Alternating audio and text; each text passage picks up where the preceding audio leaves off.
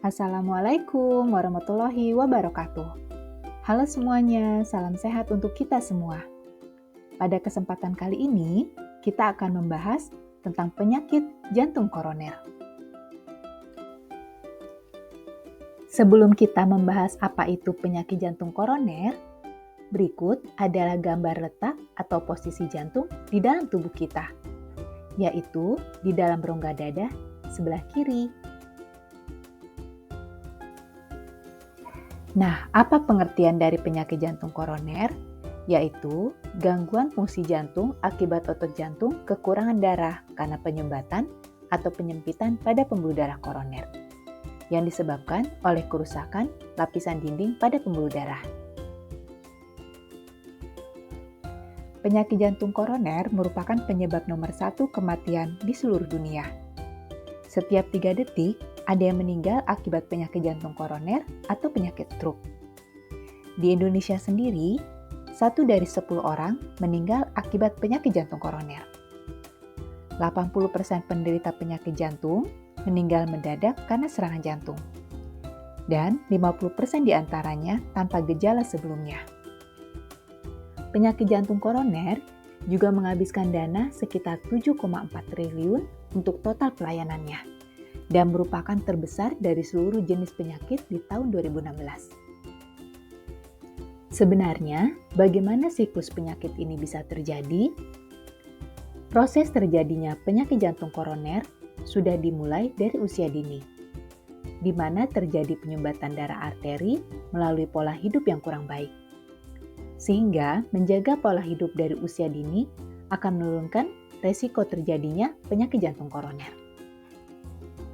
Lalu, faktor resiko apa saja seseorang bisa terkena penyakit jantung koroner? Yang pertama, ada faktor resiko yang tidak dapat diubah, yaitu usia, jenis kelamin, dan riwayat keluarga, di mana laki-laki lebih banyak dibandingkan perempuan. Dan yang kedua, faktor resiko yang dapat diubah diantaranya kebiasaan merokok, penyakit diabetes mellitus, hipertensi, kondisi obesitas, kadar kolesterol yang tinggi, dan kurangnya aktivitas fisik. Bagaimana tanda dan gejala penyakit jantung koroner? Tanda dan gejala khas penyakit jantung koroner adalah keluhan rasa tidak nyaman di dada yang lamanya lebih dari 20 menit saat istirahat atau beraktivitas, disertai dengan keringat dingin, lemah, rasa mual, pusing, dada terasa berat, tertekan, atau terasa terbakar. Lokasi nyeri pada gangguan jantung bisa bervariasi.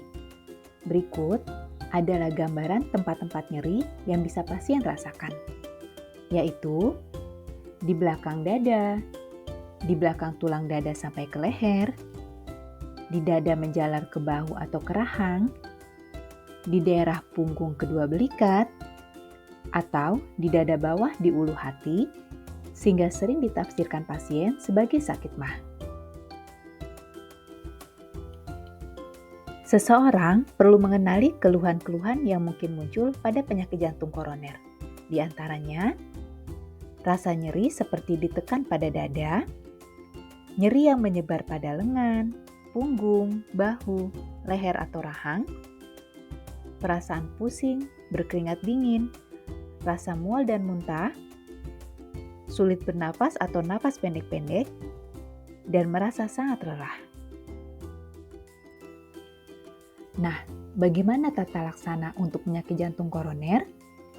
Pasien yang menderita penyakit jantung koroner atau yang mengalami serangan jantung, dokter perlu melakukan pemasangan stent koroner atau tindakan PCI untuk melebarkan pembuluh darah yang tersumbat. Namun, jika penyumbatannya banyak dan telah besar, pasien membutuhkan tindakan operasi bypass koroner dengan mengambil pembuluh darah dari tubuh pasien, yang nantinya akan disambungkan di jantungnya sebagai saluran baru untuk pembuluh darah koroner yang tersumbat. Selain tata laksana non-bedah dan bedah, berikut adalah pencegahan sekunder yang perlu selalu diterapkan bagi pasien yang sudah menderita penyakit jantung koroner dalam kehidupannya sehari-hari. Yaitu yang pertama, A. Minum obat aspirin atau antikoagulan untuk mengecer darah. B. Minum obat beta blocker dan kendalikan tekanan darah. C. Monitor kadar kolesterol dan hentikan rokok. D. Laksanakan diet yang tepat serta cegah diabetes. E. Perlunya edukasi dan olahraga yang teratur. Demikian video kita mengenai penyakit jantung koroner. Terima kasih sudah menyaksikan video ini. Semoga bermanfaat ya. Salam sehat untuk kita semua.